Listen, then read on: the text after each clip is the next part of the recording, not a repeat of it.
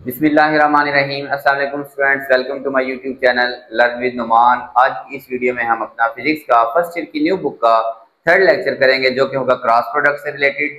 उससे पहले आप लोगों से गुजारिश है कि चैनल को लाजमी सब्सक्राइब करें और वीडियोस अपने फ्रेंड्स तक भी लाजमी शेयर करें। ठीक है, पिछली वीडियो के अंदर स्टूडेंट्स हमने स्केलर प्रोडक्ट स्टडी किया था। आज हम वेक्टर्स का जो है वो वेक्टर प्रोडक्ट स्टडी करेंगे। इसको हम क्रॉस प्रोडक्ट भी कहते हैं। ठीक है, स्केलर प्रोडक्ट को हमने डॉट प्रोडक्ट कहा था, आज हम स्टडी करेंगे वेक्टर प्रोडक्ट और इसी को हम कहते हैं क्रॉस प्रोडक्ट। क्रॉस प्रोडक्ट क्यों? क्योंकि हम इसको लिखते हैं ए क्रॉस बी, यानी कि जो भी दो वेक्टर हैं हम उसको लिखते हैं उनका क्रॉस प्रोडक्ट। ठीक है स्टूडेंट्स, अब देख सबसे पहले इसकी डेफिनेशन है कि if product of two vectors, उसी तरह के दो वेक्टर्स की हम प्रोडक्ट लें, मल्टीप्लाई करें, इज अ वेक्टर क्वांटिटी, मतलब उनकी जो प्रोडक्ट है वो भी क्या है, वेक्टर क्वांटिटी, उनका आउटपुट भी एक वेक्टर है। Then the product is called vector product, फिर हम उनकी जो प्रोडक्ट है उसको कहेंगे वेक्टर प्रोडक्ट। ठीक है, लेट्स सपोज हमारे पास एक ये ए वेक्टर है। ठीक है स्टूडेंट्स, ए, और इसी तरह एक वेक्टर है ये बी। हमने इनका प्रोडक्ट लेना है, तो प्रोडक्ट लेने के लिए याद रखें हमने उनको सेम ओरिजिन पे बनाना होता है। ठीक है, और इनके दरमियान एंगल है थीटा। क्या है? थीटा। तो इनका हम क्रॉस प्रोडक्ट मैथमेटिकली कैसे लिखेंगे?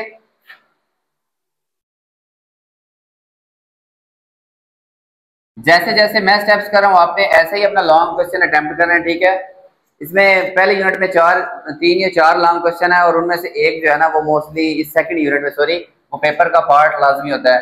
स्पेशली जितने आपके ये फेज होंगे, first term, mid term, SLP, FLP, तो इसके अंदर जो है ना ये लाजमी आया करेंगे। अब कैसे लिखेंगे क्रॉस प्रोडक्ट? नाम से साबित है, ए क्रॉस बी, इसीलिए इसको कहते हैं क्रॉस प्रोडक्ट। और इधर होगा फिर ए बी साइन थीटा। ठीक है, अब कल भी मैंने ये बात बताई थी, ये ए इस ए का मैग्नीट्यूड है, इसके ऊपर लाइन नहीं है। ये बी इस बी का मैग्नीट्यूड है, इसके ऊपर भी लाइन नहीं है। ठीक है, तो यहां पे आप ये बात लिख दें, where A and B are magnitudes of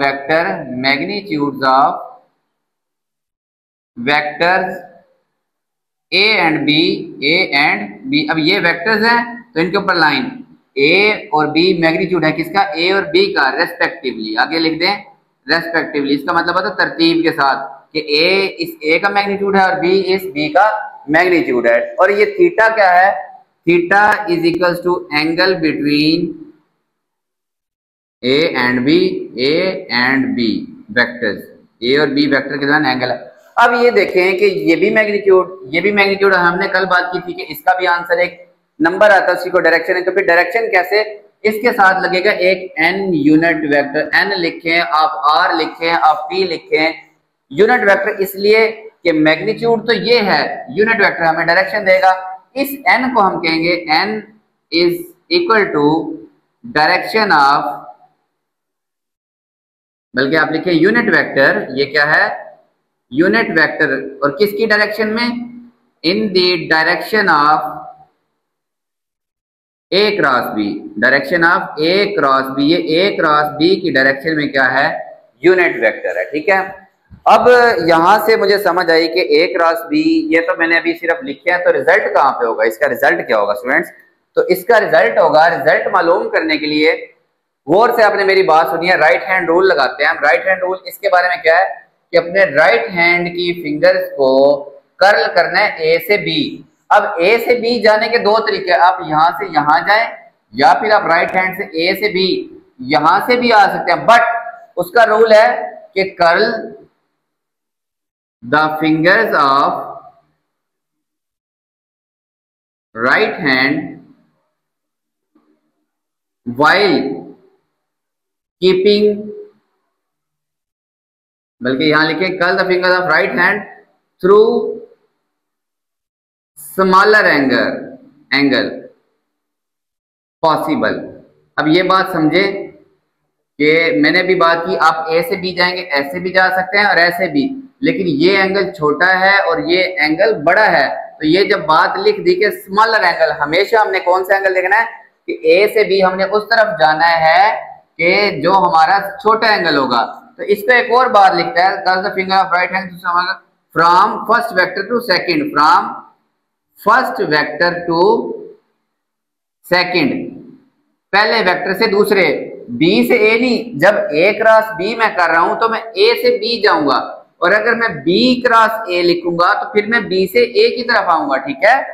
first vector to second while keeping thumb erect, while keeping thumb erect, अंगूठे को आपने सीधा रखना है। ये देखें ए से बी, ये स्मॉल एंगल है तो इसकी तरफ बेंड किया, और थंब इरेक्ट, तो ये जो इरेक्टेड थंब होगा, ये अंगूठा मेरा इरेक्ट, तो this erected thumb will give direction of A cross B, direction of A cross B, या डायरेक्शन ऑफ क्रॉस प्रोडक्ट लिखते हैं, ठीक है। या यहां पे भी आप लिख दे बेशक from A vector to B vector, that's up to you, ठीक है। तो अब मैं डायरेक्शन कैसे बनाऊंगा, ये तो बोर्ड है, बोर्ड पे अब मैं परपेंडिकुलर इमेजिन ही कर सकते हैं ना कि ये वैसे ये ए क्रॉस बी ऐसे बन रहा है कि ए से बी, तो ये बाहर की तरफ, तो ये एक प्लेन है, बोर्ड क्या है मेरे पास, एक प्लेन है, तो इसकी डायरेक्शन हमेशा उस प्लेन के परपेंडिकुलर, प्लेन के परपेंडिकुलर, तो बोर्ड पे तो हम ऐसे ही बना सकते हैं ना स्टूडेंट्स इसको। ये मेरे पास आया ए क्रॉस बी, ठीक है, और ये एन यूनिट वेक्टर भी आप इसको लिख सकते हैं, ओके। अब देखें यहां पे आपने एक बात लिखनी है, and it will be always perpendicular, क्या होगा,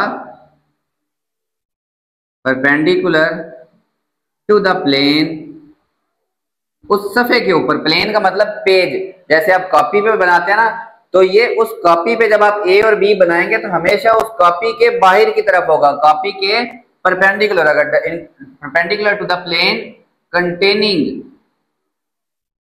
ए एंड बी, जिस प्लेन में आपका ए और बी होंगे हमेशा जो क्रॉस प्रोडक्ट है वो उसके क्या होगा, परपेंडिकुलर। लेट्स सपोज ये आपकी नोटबुक है, उसका पेज है, एक कोशिश की मैंने बनाने की, इसके ऊपर ये आपका वेक्टर ए है, ये आपका वेक्टर बी है कोई भी, ठीक है।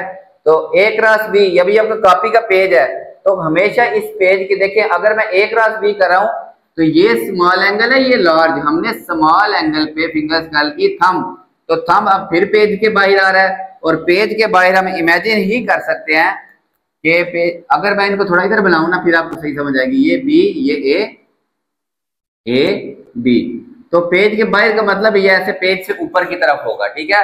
अब हालांकि पेज यहाँ खत्म हो गया, ये ए क्रॉस बी पेज से ऊपर आ रहा है, पेज के ये क्या है, परपेंडिकुलर है, ये small angle theta, okay students.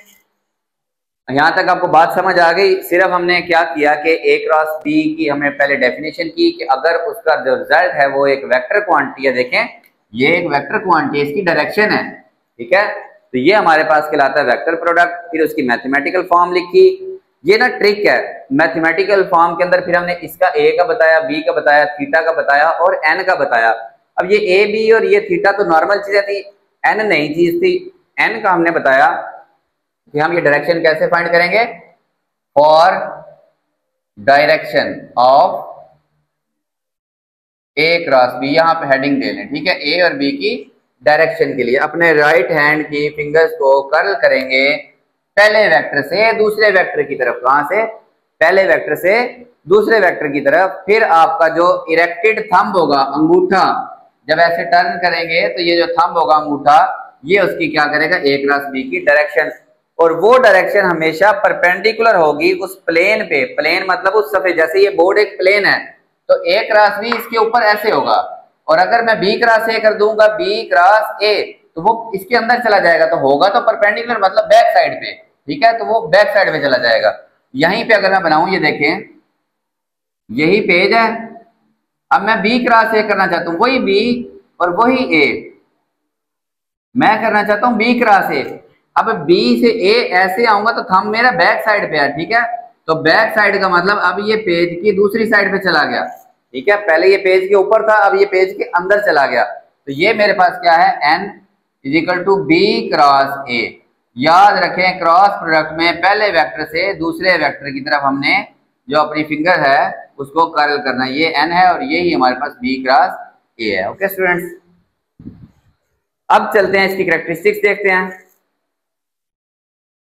Characteristics से पहले ना स्टूडेंट्स इसकी एक एग्जांपल मैं यहीं पे लिखने लगा हूं। एग्जांपल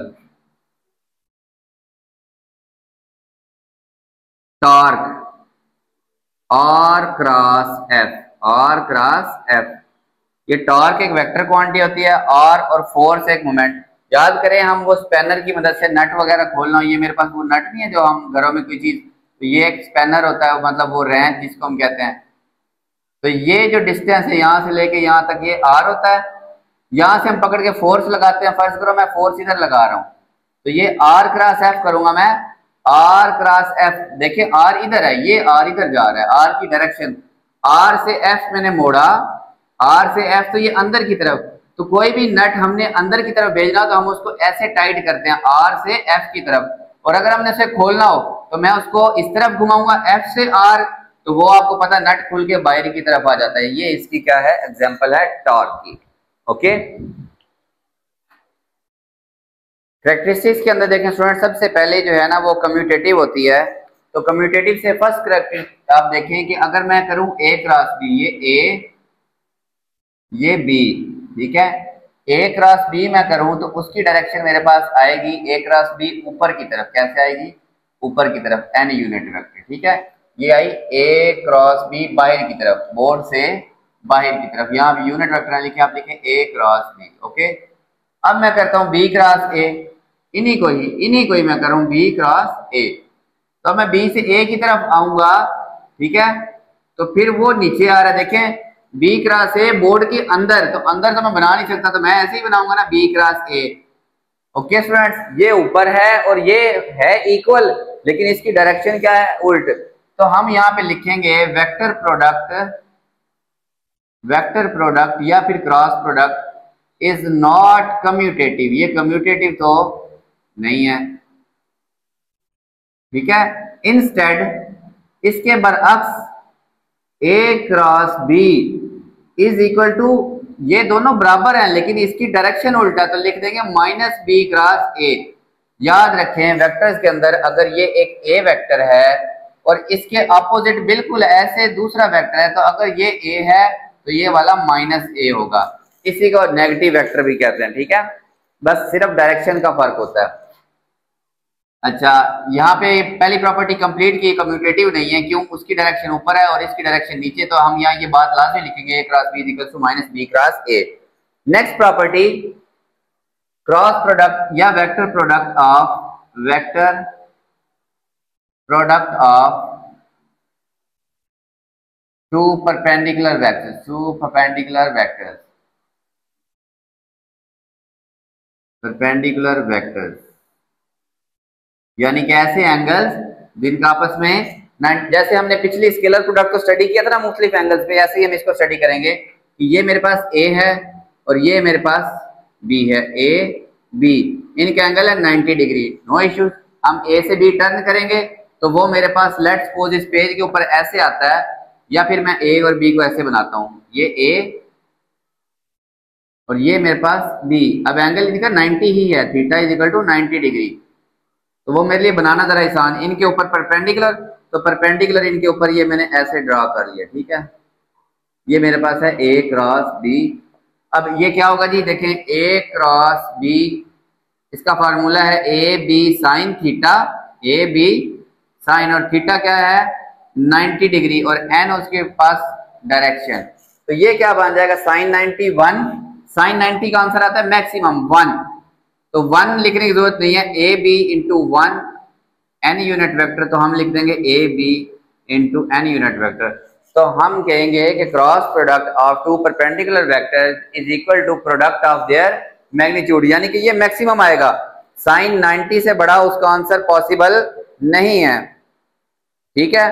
तो ये इससे ज्यादा बड़ा आंसर, साइन और कॉस का आंसर ना 1 से बड़ा नहीं हो सकता, मतलब सबसे बड़ा आंसर ये, तो इस टाइम जो इसका प्रोडक्ट है उसका मैक्सिमम मैग्नीट्यूड है। So cross product of two perpendicular vectors has maximum magnitude. ठीक है। अच्छा, ये कल की तरह मैं कुछ चीजें कराऊंगा आपने एक्स्ट्रा बुक से और आपने वो लाजमी करनी है। अब कल मैंने आपको बताया था ना कि I X axis, Y axis और Z axis, X Y Z, और एक्स के अलॉन्ग यूनिट वेक्टर आई होता है, वाई के अलॉन्ग यूनिट वेक्टर जे होता है और जेड के अलॉन्ग यूनिट वेक्टर के होता है। अब अगर इसको सामने रखते हुए मैं आई क्रॉस जे करूंगा, आई क्रॉस जे, ठीक है, वो क्या आएगा, आई क्रॉस जे करूं मैं, आई का मैग्नीट्यूड, जे का मैग्नीट्यूड, साइन आई और जे के दरमियान, इन सब के दरमियान एंगल होता है आई और जे के दरमियान, ये देखिए एंगल 90 डिग्री, और आई और जे पे परपेंडिकुलर क्या है, ये के। तो अब इसका जो इफेक्ट होगा वो क्या होगा, के, एन के बजाय मैं क्या लिखूंगा, के। अब ये नोट करें कि आई क्रॉस जे, आई का मैग्नीट्यूड 1, जे का मैग्नीट्यूड 1, साइन 90 का आंसर 1, तो ये किसके इक्वल है, के। इसी तरह जब मैं के क्रॉस आई करूंगा ना, के से आई की तरफ, के क्रॉस आई, वो आएगा ये जे, के क्रॉस आई क्या आएगा, जे, और जे क्रॉस के करूंगा अगर मैं, जे क्रॉस के, वो आएगा आई, क्या आएगा, जे से के की तरफ, देखें ये जे है मेरा ऊपर और ये के, जे से मैं के की तरफ बेंड करूं तो ये मेरे पास आई आएगा। तो इसकी ना आप एक ऐसे ट्राइंगल सर्कल बनाएं, आई जे के, ठीक है, इस तरफ एंटी क्लॉकवाइज,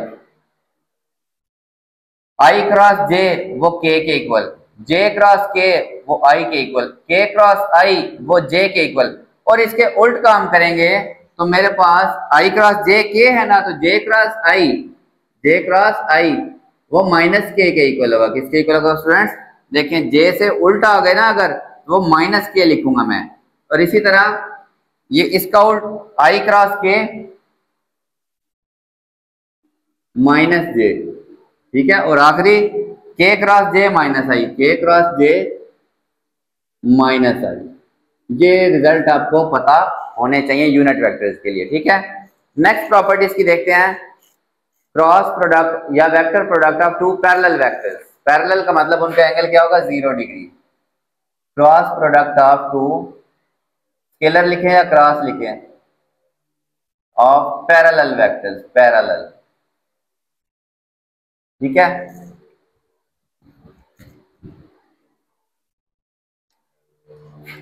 ये ए और इसी की तरफ बी, तो खुद सोचें, अब फिंगर में कहां कर्ल करूंगा, इनके दरमियान तो एंगल ही नहीं है, तो फिर इसका रिजल्ट कैसे बनता है, देखें, A cross B is equal to A B sine 0 degree into N unit vector, sine 0 0 होता है तो ये सारा क्या आया 0, तो हम लिखेंगे cross product of two parallel vectors is 0, two parallel vectors is 0, ये ना स्टूडेंट्स पैरेलल का साइन होता है, ठीक है। अच्छा, फिर उसके बाद एंटी पैरेलल देख लेते हैं हम, cross product of two anti parallel vectors,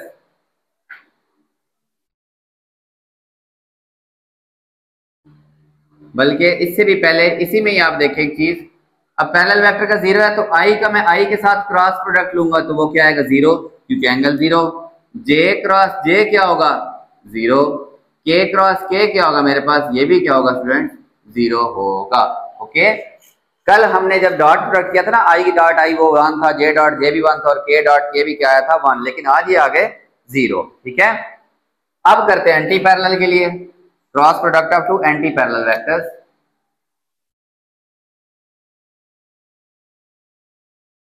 anti parallel, ठीक है, वेक्टर्स, मतलब ये ए, ये बी, ए बी, अब ए से बी मैंने आना हो तो स्मॉल एंगल तो कोई नहीं, ये भी 180 और ये वाला भी क्या है 180, तो फिर मैं किस तरफ मोड़ूंगा, मेरे पास तो कोई सीन नहीं है, ठीक है। तो ए क्रॉस बी मैथमेटिकली देखें, A B sine 180 N unit vector, sine 180 भी 0 होता है, तो ये सारा कुछ क्या आया 0 आया, ए क्रॉस बी क्या आया 0, तो इसी पे भी आप ऐसे ले लिखें, cross product of two anti parallel vector is also 0, is also 0, okay. इसके बाद अब हम करते हैं इसकी जो फॉर्म है कि हम in term of rectangular components जो हमने कल किया था कि if A is equal to A x i plus A y j plus A z k, ठीक है, और बी जो है ना B x i plus B y j plus B Z. Okay students, अब क्रॉस प्रोडक्ट कैसे निकालेंगे हम? तो क्रॉस प्रोडक्ट निकालने के याद एक तो कल की तरह का तरीका है, आप ए एक्स को सबसे मल्टीप्लाई करें, फिर ए वाई को सबसे मल्टीप्लाई, फिर ए जेड को सबसे मल्टीप्लाई, इसका आई क्रॉस जे, आई क्रॉस के, और उनके रिजल्ट यहाँ से लिखें। दूसरा तरीका, अगर आपने मेरे साथ एक्सरसाइज 4.2 की है ना, जो मैंने अपलोड की हुई है, फिर वो आपको बड़ी आसानी से समझ आएगा। ए क्रॉस बी करना है ना, मैंने ए क्रॉस बी ऐसे मैं करूंगा डिटर्मिनेंट की फॉर्म में, ठीक है स्टूडेंट।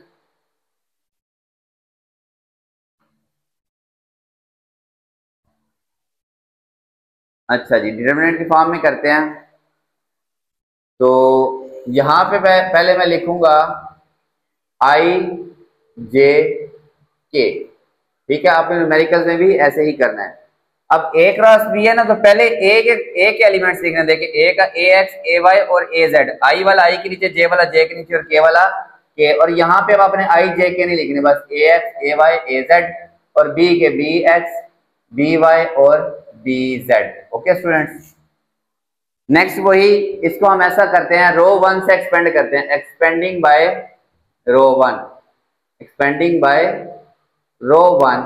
तो ए क्रॉस बी का मेरे पास आंसर आएगा स्टूडेंट, देखें, आई बाहर, वो मैं इधर लिखता हूं, आई की रो गई, आई का कॉलम, आई की रो गई, आई का कॉलम, ए वाई बी जेड, ए वाई बी जेड, दरम्यान में आता है माइनस, इसकी रो गई, इसका कॉलम, तो minus A z B Y, A z B Y.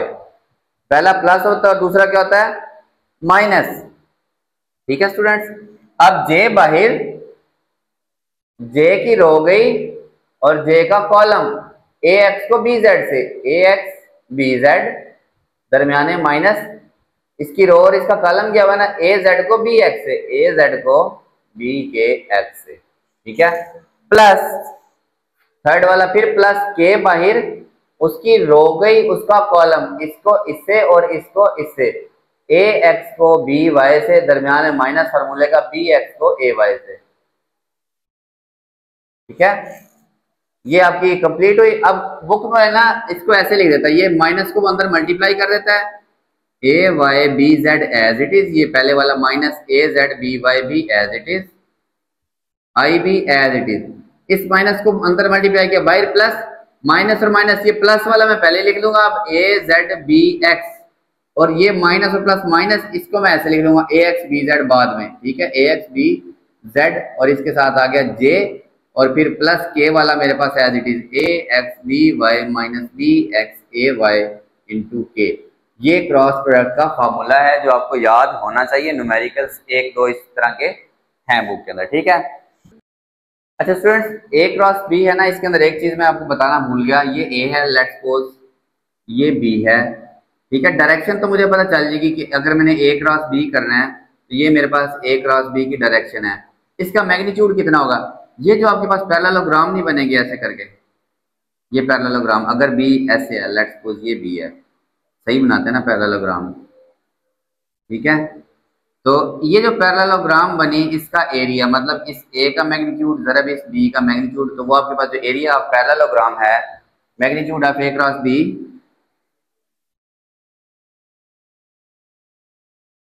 A cross B is equal to area of parallelogram, parallelogram. Okay students, ये आपका टॉपिक कंप्लीट हुआ, होप्स आप सबको समझ आई होगी। ये दोनों क्रॉस प्रोडक्ट और स्केलर प्रोडक्ट बहुत अहम है, आपने इनको अच्छे से समझना है। वीडियोस को अपने फ्रेंड्स से भी शेयर करें और चैनल को लाजमी सब्सक्राइब करें। खुदा हाफिज।